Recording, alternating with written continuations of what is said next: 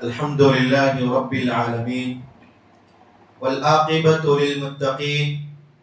والصلاة والسلام على نبيه الأمين أما بعد قال الله تبارك وتعالى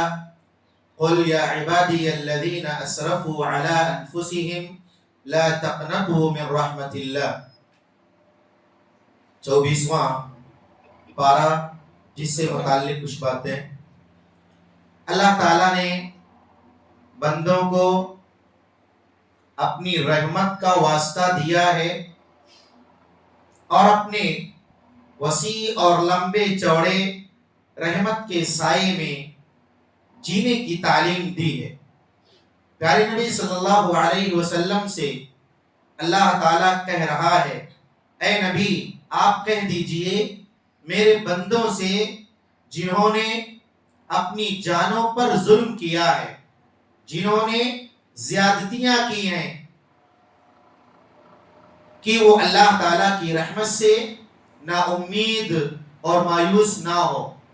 یہ انسان کا اپنی جان پر زیادتی کرنے کا کیا معنی ہے؟ یعنی اگر کسی نے گناہ کیا ہے، چاہے وہ گناہ چھوٹا ہو یا بڑا ہو،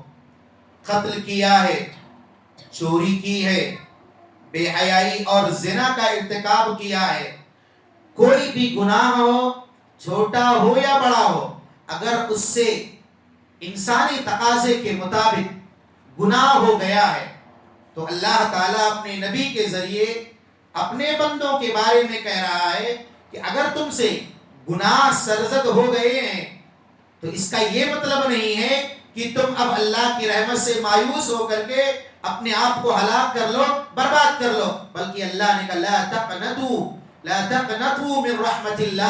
اللہ کی رحمت سے نا امید مت ہو۔ اللہ کی رحمت بہت وسیع ہے، اس کا یہ بھی مطلب نہیں ہے کہ آپ ہمیشہ گناہ کرتے جائیں، اللہ کی رحمت کی تلاش میں رہیں۔ اللہ تعالیٰ کہہ رہا ہے کہ اگر تم سے گناہ ہو گیا، غلطی ہو گئی اور پھر بعد میں تمہیں ندامت اور پچھتاوا ہو رہا ہے تو تمہیں نا امید ہونے کی ضرورت نہیں ہے۔ اللہ کا دروازہ کھلا ہوا ہے، اللہ تعالیٰ اپنے پاس دعوت دے رہا ہے، انہو یغفر الذنوب جمیعا، اللہ سارے گناہ کو معاف کر دینے والا ہے، چھوٹا گناہ ہو بڑا گناہ ہو، لوگ اس کو کتنا بھی زیادہ برا اور معیوب سمجھے، اللہ کہہ رہا ہے کوئی بھی گناہ ہو، قتل ہو، چوری ہو، زنا ہو، حتیٰ کہ اگر شرک ہو، اگر انسان نے شرک کیا ہے مرنے سے پہلے اگر وہ توبہ کر لے رہا ہے، یغفر الذنوب جمیعا، اللہ سارے گناہ کو معاف کر دینے والا ہے۔ یہ اللہ تعالیٰ کی رحمت کی جانب انسان کو بلانا ہے کہ انسان اللہ کی رحمت کی طرف آئے، اللہ کے صفت رحمت کی جانب مائل ہو اور اللہ کی غفاریت کی جانب آئے، پلٹ کر آئے، اللہ کی جانب رجوع کرے اور اللہ تعالیٰ سے اپنے گناہوں کی معافی مانگے۔ انسان معاف کرے نہ کرے، اللہ کا در کھلا ہوا ہے، اللہ دعوت دے رہا ہے، بندے ابھی تیری زندگی ہے، تو معافی مانگ لے۔ یہ آیت کریمہ اللہ کی رحمت کی جانب ہمیں بلا رہی ہے، اللہ کی رحمت کی طرف ہمیں دعوت دے رہی ہے کہ ہم اللہ کی رحمت کے سائے میں آ جائیں۔ ہمارا گناہ کتنا بھی بڑا ہو، کتنا ہی زیادہ بھیانک اور خوفناک کیوں نہ ہو، اللہ سارے گناہ کو معاف کر دینے والا ہے۔ آگے چل کر کے اللہ تعالیٰ نے سورہ غافر میں بیان فرمایا، غافر الذنب وقابل التوب شدید العقاب ذی الطول لا الہ الا ہو الیہ المصیر، گناہ کو معاف کر دینے والا، توبہ کو قبول کرنے والا، سخت سزا دینے والا، بڑا فضل والا ہے، اس کے علاوہ کوئی معبود نہیں ہے، اسی کی جانب پلٹ کر آنا ہے۔ چار چیزیں ذکر ہیں، گناہ کو معاف کر دینے والا، توبہ کو قبول کرنے والا، سخت سزا دینے والا، اور رحمت بڑا وسیع اس کے پاس ہے۔ عمر بن خطاب رضی اللہ تعالیٰ عنہ جو کہ ایک خلیفہ ہیں، ان کے دور خلافت میں ان کے دربار میں ایک آدمی آتا تھا شام سے۔ شام کا آدمی حضرت عمر کے دربار میں مسلسل آتا تھا، کئی دنوں سے وہ غائب تھا، نظر نہیں آ رہا تھا۔ عمر بن خطاب کو فکر لاحق ہوئی، یہ ہمارا ساتھی جو ہم سے ملنے آتا تھا، اپنے مسائل پوچھتا تھا، قوم کے مسائل رکھتا تھا، یہ آدمی کس وجہ سے غائب ہے؟ اتنے دنوں سے نظر کیوں نہیں آ رہا ہے؟ اپنے درباریوں سے، اپنے ساتھیوں سے پوچھا، وہ شام کا آدمی جو ہمارے پاس آتا تھا وہ نظر نہیں آ رہا ہے۔ محفل کے لوگوں نے کہا، امیر المؤمنین، آپ کے علم میں یہ بات ہونی چاہیے کہ وہ آدمی آج کل شراب میں مست ہے، شراب پی رہا ہے، شراب کا عادی ہو گیا ہے۔ امیر المؤمنین نے فوراً اپنے منشی اور کاتب کو بلایا، کہا خط لکھو، امیر المؤمنین عمر بن خطاب کی جانب سے فلاں ابن فلاں کی طرف سلامتی ہو اللہ تعالیٰ کی اس شخص پر جس نے اتباع کی، اور پھر اس کے بعد تعریف بیان کی اللہ تعالیٰ کی کہ اس کے علاوہ کوئی معبود نہیں ہے اور وہی اکیلا تنہا معبود ہے، اور یہ آیت کریمہ کا ٹکڑا لکھا، غافر الذنب وقابل التوب شدید العقاب ذی الطول لا الہ الا ہو الیہ المصیر۔ اور خط اس آدمی تک پہنچانے کے لیے دیگر لوگوں کے حوالے کر دیا اور اپنے ساتھیوں سے کہا، ادعوا اللہ لأخیکم ان یقبل بقلبی، ادعوا اللہ لأخیکم ان یقبل بقلبی، اپنے بھائی کے لیے اللہ تعالیٰ سے دعا کرو کہ وہ سچے دل سے اللہ کی جانب پلٹ آئے۔ امیر المؤمنین اسے خط لکھ رہے ہیں، اسے نصیحت کر رہے ہیں اور اپنے ساتھیوں سے کہہ رہے ہیں، اس اپنے بھٹکے ہوئے بہکے ہوئے اس گناہ میں ملوث بھائی کے حق میں دعا کرو کہ اسے اللہ تعالیٰ اپنی جانب متوجہ ہونے کی توفیق دے اور اللہ اس کی توبہ کو قبول کر لے۔ جب آدمی تک خط پہنچا، اس نے خط کھولا، خط میں آیت کریمہ دیکھی، غافر الذنب وقابل التوب شدید العقاب ذی الطول، پڑھ رہا ہے، کہہ رہا ہے، امیر المؤمنین نے مجھے اللہ کے عذاب سے ڈرایا، امیر المؤمنین نے مجھے اللہ کے عذاب سے ڈرایا ہے اور اللہ کی مغفرت کا وعدہ بھی دیا ہے۔ ایک طرف دھمکی ہے، دوسری طرف بشارت ہے۔ دھمکی اللہ کے عذاب سے بچنے کی ہے، بشارت توبہ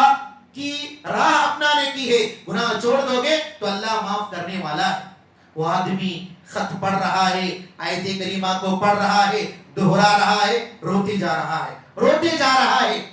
مفسرین نے ذکر کیا، اللہ تعالیٰ نے اس آدمی کو توبہ کی توفیق دی، وہ آدمی توبہ کر لیا اور دوبارہ شراب کی طرف ہاتھ اٹھا کر نہیں آیا، نہ کبھی شراب کو اپنے منہ لگایا۔ امیر المؤمنین عمر بن خطاب رضی اللہ تعالیٰ عنہ کو اس کی توبہ کی خبر ملی، کہا ہکذا اصنعوا، اس طرح تم اپنے بھائیوں کے لیے کرو، یعنی اگر کسی سے گناہ ہو تو اسے نصیحت کرو اور خود مل کر کے اس کے حق میں دعا کرو کہ اللہ تعالیٰ اسے توبہ کرنے کی توفیق دے دے۔ امیر المؤمنین عمر بن خطاب رضی اللہ تعالیٰ عنہ نے اپنے اس قصے سے یہی پیغام دیا ہے کہ کوئی بھی گناہ ہو،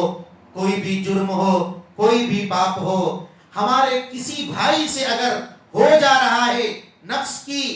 پرستش میں، نفس کی پیروی میں وہ آدمی غلط کام کر لے رہا ہے، ہم نے اس کو دیکھا ہے، تو ہمارا پہلا فریضہ ہے کہ ہم اسے نصیحت کریں۔ نصیحت کرنے کے بعد ہم اس کے حق میں اللہ تعالیٰ سے دعا کریں کہ اللہ تو اسے توبہ کی توفیق دے دے، اور جب وہ توبہ کی توفیق پا جائے تو اس پر خوشی کا اظہار کریں اور اپنے ساتھیوں سے کہیں، وَلَا تَكُونُوا أَعْوَانًا لِلشَّيْطَانِ عَلَيْهِ، تم اپنے اس بھائی پر شیطان کے مددگار نہ بنو۔ اگر ہم کسی گنہگار کو گناہ میں ڈالتے ہیں تو گویا ہم شیطان کی مدد کرتے ہیں، کیونکہ شیطان اس آدمی کو گناہ سے نکلنے نہیں دیتا ہے، اور اللہ تعالیٰ اپنے بندوں کو دعوت دے رہا ہے، پلٹ آ میری طرف، توجہ ہو جا میری طرف، گناہ سے توبہ کر لے، میں معاف کرنے والا ہوں، اگر تو نے معافی نہیں مانگی تو سزا بھی دینے والا ہوں،